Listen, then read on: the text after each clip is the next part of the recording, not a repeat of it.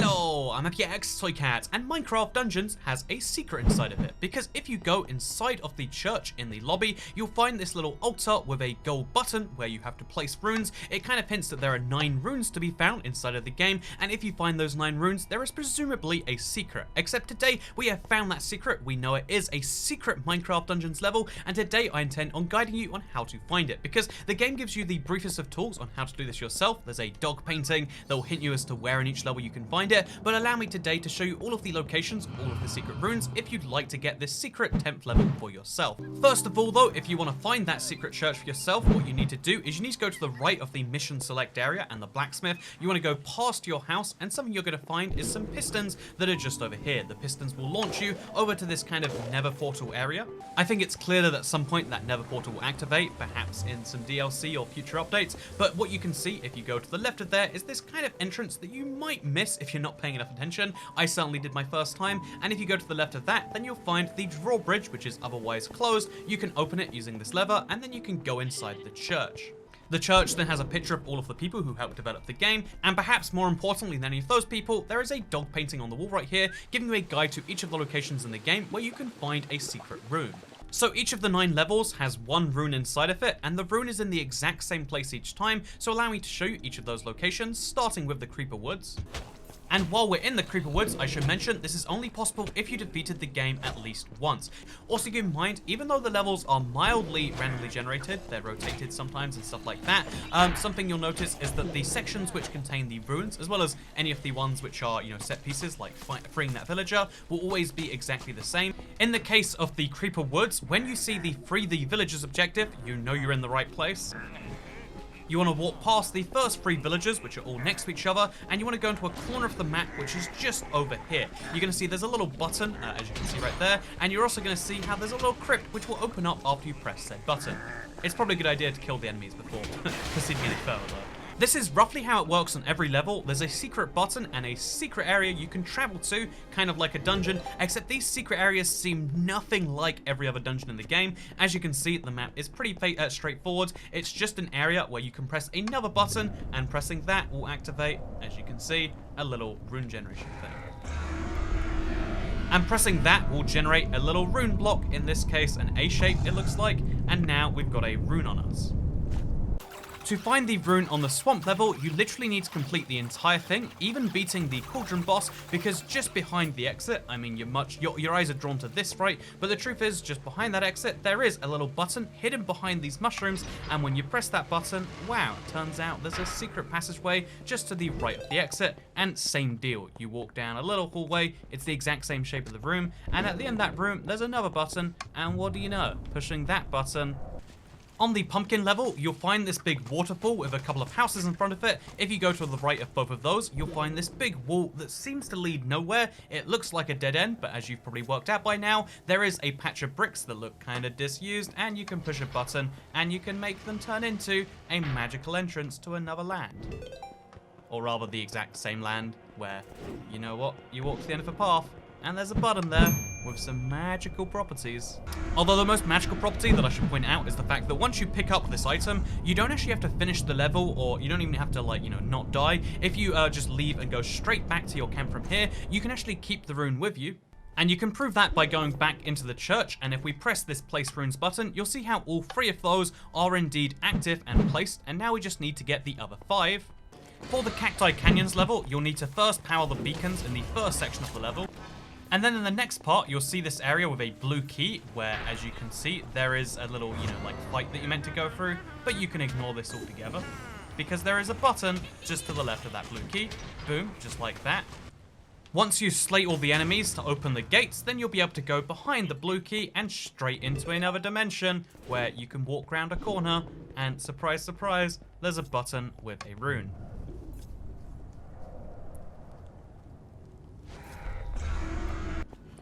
For the Redstone Mines level, you need to get quite far into the stage where you need to free 6 villagers. 6, not 3, the second phase of freeing villagers. And if you look just over here to the north, after the second or third villager right here, you're going to spot in the very corner there is a button, and if we push that button and don't die doing so, we'll be able to go into another dimension all by ourselves. And here there is a button that you can push for a rune.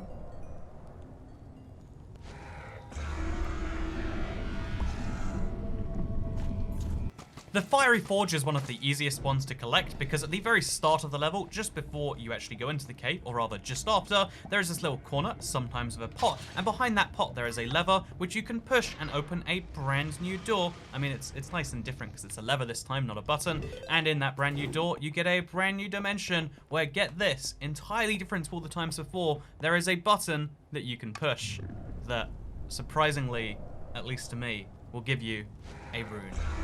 Just like this. For the desert temple, you want to get to the stage where it says find the gold key, and then you want to go and find the gold key, except while you're in the rooms trying to look for it, because there are these little rooms where you press a beacon and then you can grab the gold key and you can come back with it. But instead of doing precisely that, you ignore the gold key, or at least come back for it later, and instead press this lever over here, because what you'll get to open is another secret little area. Surprise, surprise. In that secret area, you find a little pathway that you can follow, and you find a button you can push, and in exchange, you get yourself this level's rune.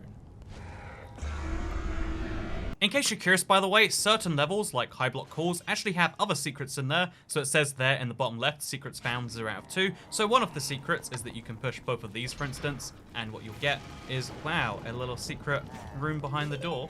But there's only one rune per level. In the case of this one, you do unlock a new little secret level, which is nice, but it's not the one we're talking about today, the ultra secret rune level at least. But on this level, if you want to find the actual rune, what you need to do is get to the part of the level where there's a yellow key at the start of a courtyard and a yellow key door at the end. And what you want to do is you want to go back to the middle of this kind of area, and you're going to see how to the right there's this little offshoot where there's a lever. You can pull that lever, surprise, surprise, and you can go into this little dimension that isn't the Nether. And, well, actually, you know, it's very purpley. But, you know, you can go through here and you can activate another button for another rune. Anyway, as you can see, we're only missing one rune right now, the bottom right one, or the one for the final level, as we could find out by checking this dog for ourselves. It's in a library somewhere, except we know precisely where it is. You go to the Obsidian pinnacle. On this level, you want to go to the one part that is actually inside. You can spot it by looking like this, because it always looks precisely the same. You want to pass your first boss, in my case a redstone golem, sometimes an evoker or any of the other mobs.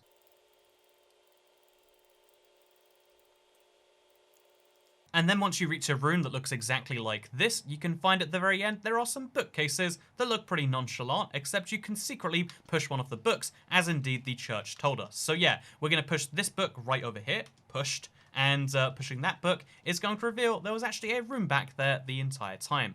I like this one the most, honestly, because unlike all the others, you do push a button and it does activate a room, but it's in the correct dimension this time. Also, unlike the other ones, you get access to one of these solely chests with a soul crossbow in our case, and we're going to get access to another rare chest with some other rare items potentially, so it's always worth coming to this because it is a really nice thing, not just for the rune, but also for the other chests found around here. Anyway, that is our last rune we've now unlocked.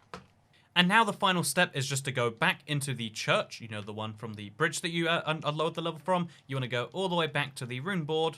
You'll notice how the dog will no longer give you hints because there are no hints left to give. You have collected all of the runes at this point, and therefore you've done a very nice thing, and you unlock another secret door. But this one takes you to a brand new area, which doesn't just have a couple of chests, although those sure are nice too, right? In this case, a super nice hawk brand sword, it seems, and a short bow. But as well as having a couple of nice chests and some emeralds, we also get a brand new map and a brand new level that we can access when we go to the map creation screen. It's over here, and it's called, interestingly enough to me at least, and it doesn't have a name until you dive right in, which we're gonna do right now. I mean, it's just called the question mark dimension, and yeah, it's one of it's definitely the weirdest level in Minecraft, I would say, by a long shot.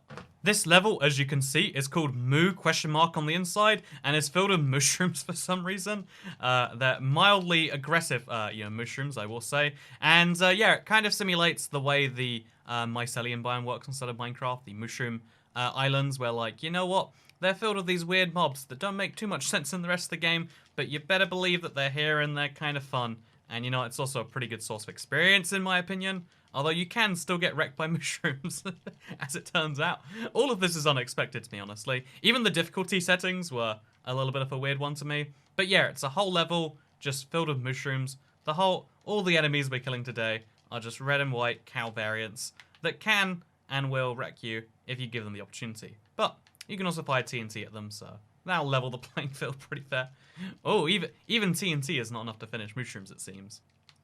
This is definitely by far Minecraft's weirdest enemy and Minecraft Dungeon's weirdest level so far. The fact that I just died to mushrooms is shocking to me. But you know what? Comes with the territory, right? Comes with the territory. When you want to hurt mushrooms, mushrooms want to hurt you too, apparently. Oh my god. There's so many health bars on screen right now. After a long level of defeating these mushrooms, you find the mushroom monstrosity. Or as I like to call it, the mushroom mooshroom, am I right? And yeah, this is an enemy with a lot of health, as you can see from the fact that it's absorbing explosions like they're pretty much nothing. So there goes my strategy for killing this. Oh, and it spawns mushrooms as well. How cute. So it goes without saying that if you want to do this, doing it on Apocalypse difficulty might not be the wisest thing you've ever done. But regardless, we will try. And yeah, needless to say, this is a ludicrously hard boss. There's no reason to defeat it as far as the main story is concerned. But as far as if you want a secret extra level in Minecraft Dungeons, you can find one, and you can find it with the most ludicrous boss that can, in fact, kill you. So yeah, this is just one of the 5 secret levels found in Dungeons, but it is the hardest of the 5. And I'll be honest with you, the 4th of those was a surprise, the fact that I ran into the Highblock calls one just by accident. That was kind of nice. There are 4 others, and if you want to know about those very briefly, just in case you are curious and you want to find the extra levels for yourself, there's one hidden in Creeper Woods that was found in the beta. It's called the Creepy Crypt. There's a Soggy Cave found in the Soggy Swamp. There is the Arch Haven found in the Pumpkin Pastures, and there is also, as you've already seen, Highblock Halls has underhalls. And if you just want to see this, although we'll get wrecked on Apocalypse difficulty. You can see how, unlike the mushroom hidden levels though, all of these are just based on their respective levels. It's kind of like a sub-dungeon of the main dungeon. So yeah, you totally can do them if you want to. If you feel like it's repetitive playing the same level over and over again, you know, that's totally fine. You can do these as little sub-dungeons, and they're a reward for going around and finding the secrets in each of the levels, although these secret levels themselves do not contain any secrets, as you can see in the bottom left, except the Creepy Crypt, which just has a tiny secret within it. But yeah, basically, there are secrets in Minecraft Dungeons. They're pretty cool. This was the coolest one. The reason the mushroom one is the coolest is because it's a reference to Diablo, which is of course paying homage to, because Minecraft Dungeons is a dungeon crawling game. What is Diablo? Kind of the thing that spawned the whole genre. In fact, you might even call it like a Diablo-like game.